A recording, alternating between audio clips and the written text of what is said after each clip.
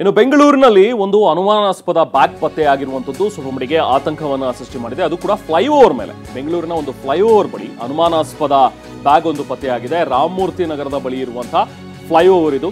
So ಇಲ್ಲಿ ಒಂದು bag ಪತ್ತೆಯಾಗಿದೆ. ಇದು ಅನುಮಾನಾಸ್ಪದವಾದಂತಹ ಬ್ಯಾಗ್, ಅಂದ್ರೆ ಯಾರು ಕೂಡ ಅಕ್ಕಪಕ್ಕ ಇಲ್ಲ, ಯಾರೋ ಬ್ಯಾಗ್ ಇಟ್ಟು ಹೋಗಿದ್ದಾರೆ ಅನ್ನುವಂಥದ್ರ ಬಗ್ಗೆ ಅನುಮಾನಗಳಿವೆ. ಸ್ಥಳಕ್ಕೆ ಈಗಾಗಲೇ ರಾಮಮೂರ್ತಿ ನಗರ ಪೊಲೀಸರು ಕೂಡ ದೌಡಾಯಿಸಿದ್ದಾರೆ.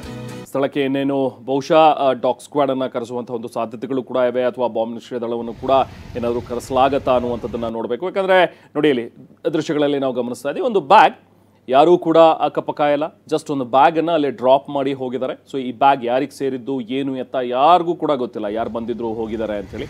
ಬಟ್ ಅಲ್ಲೊಂದು ಸೈಡಲ್ಲಿ ಒಂದು ಬ್ಯಾಗನ್ನು ಇಟ್ಟು ಹೋಗಿದ್ದಾರೆ. ಸೊ ಇದು ಸ್ವಲ್ಪ ಮಟ್ಟಿಗೆ ಈಗ ಆತಂಕವನ್ನು ಸೃಷ್ಟಿ ಮಾಡಿದೆ ಬೆಂಗಳೂರಿನಲ್ಲಿ. ಅದು ಕೂಡ ಜನನಿಬಿಡ ಪ್ರದೇಶ, ರಾಮಮೂರ್ತಿ ನಗರದ ಫ್ಲೈಓವರ್ ಅಂತ ಹೇಳಿದ್ರೆ. ಸೊ ಈಗ ಎಲ್ಲರೂ ಕೂಡ ತಮ್ಮ ತಮ್ಮ ಕಚೇರಿಗಳಿಗೆ, ಕೆಲಸಕ್ಕೆ ಅಂತ ಹೇಳಿ ಹೋಗ್ತಾ ಇರ್ತಾರೆ.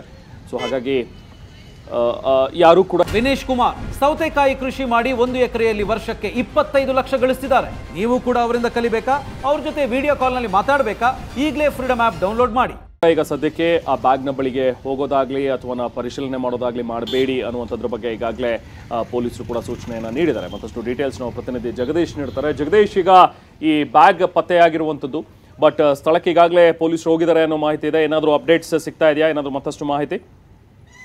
ರಹಮಾನಿ, ಈ ವಿಚಾರ ಈಗಾಗಲೇ ಸ್ಥಳೀಯರಿತ ಮಾಹಿತಿ ಬಂದಿರುವಂತದ್ದು. ಅಂದ್ರೆ ಈ ರೀತಿಯಾಗಿ ಒಂದು ವಸ್ತು ಅಲ್ಲಿ ಇದೆ ಅನ್ನುವಂಥದ್ದು, ಜೊತೆಗೆ ಒಂದಿಷ್ಟು ಆತಂಕದ ವಾತಾವರಣ ಸೃಷ್ಟಿಯಾಗಿದೆ ಅನ್ನುವಂಥ ಒಂದು ಮಾಹಿತಿ ಕೂಡ ನೀಡಿರುವಂತದ್ದು. ಆ ನಿಟ್ಟಿನಲ್ಲಿ ಈಗಾಗಲೇ ನಾವು ಪೊಲೀಸರಿಗೆ ಒಂದು ಮಾಹಿತಿಯನ್ನ ನೀಡಿದ್ದೇವೆ. ಇನ್ನು ಪೊಲೀಸರು ಇನ್ನೇನು ಬಂದು ಅದನ್ನ ಪರಿಶೀಲನೆ ಮಾಡ್ತಾರೆ ಅನ್ನುವಂತಹ ವಿಚಾರವನ್ನು ಕೂಡ ಅವರು ಹೇಳಿರುವಂತದ್ದು. ಅಂದ್ರೆ ಇವತ್ತು ಬೆಳಗಿನ ಜಾವ ಈ ರೀತಿಯಾದಂತಹ ಒಂದು ಘಟನೆ ಕಂಡು ಬಂದಿರುವಂತದ್ದು. ರಾಮಮೂರ್ತಿ ನಗರದ ಬಳಿ ಇರುವಂತಹ ಒಂದು ಫ್ಲೈಓವರ್, ಏನು ರಿಲಯನ್ಸ್ ಡಿಜಿಟಲ್ ಏನಿದೆ ಅದರ ಬಳಿ ಈಗ ಅನುಮಾನಾಸ್ಪದವಾಗಿ ಈ ಬ್ಯಾಗ್ ಕಂಡು ಬಂದಿರುವಂತದ್ದು.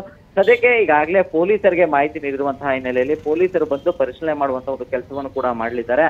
ಅದಾದ ಬಳಿಕವಾಗಿ ಇದು ನಿಜವಾಗ್ಲೂ ಯಾವ ಬ್ಯಾಗ್, ಅಂದ್ರೆ ಬ್ಯಾಗ್ ನಲ್ಲಿ ಏನಿದೆ ಅನ್ನುವಂತಹ ಒಂದು ವಿಚಾರ ಕೂಡ ತಿಳಿದು ಬರುವಂತದ್ದು.